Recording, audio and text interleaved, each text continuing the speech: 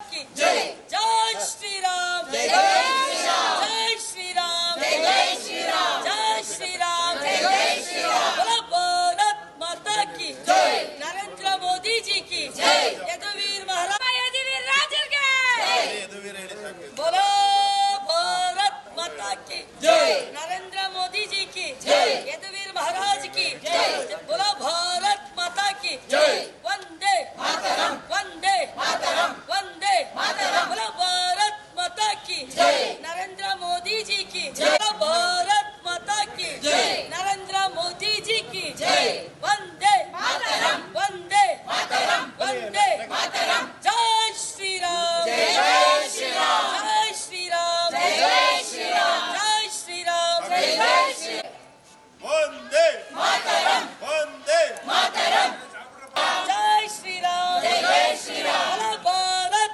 माता की जय नरेंद्र मोदी जी की जय बोलो भारत माता की जय नरेंद्र मोदी जी सरकार की जय बोलो भारत माता की जय वंदे मातरम वंदे मातरम वंदे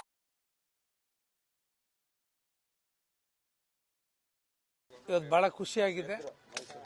ಇವತ್ತು ಮೈಸೂರಿನ ನಮ್ಮ ಯದುವೀರ್ ಒಡೆಯರ್ ಅವರು 1 ಲಕ್ಷಕ್ಕೂ ಅಧಿಕ ಮತಗಳ ಅಂತರದಿಂದ ಗೆದ್ದಿದ್ದಾರೆ.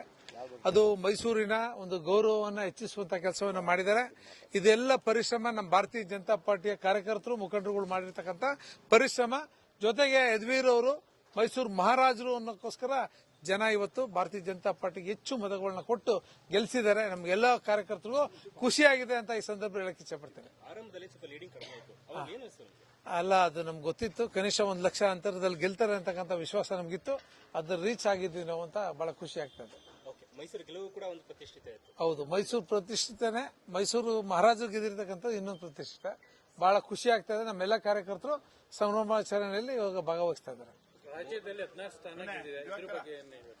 ರಾಜ್ಯದಲ್ಲಿ ಸಂಪೂರ್ಣವಾಗಿ ಇನ್ನು ರಿಸಲ್ಟ್ ಬಂದಿಲ್ಲ. ಅಂತಿಮ ಘಟ್ಟಕ್ಕೆ ಹೋಗ್ತಾ ಇದೆ. ಹೋದ ನಂತರದಲ್ಲಿ ಅದು ಪ್ರತಿಕ್ರಿಯೆಯನ್ನು ನಾನು ಕೊಡ್ತೇನೆ.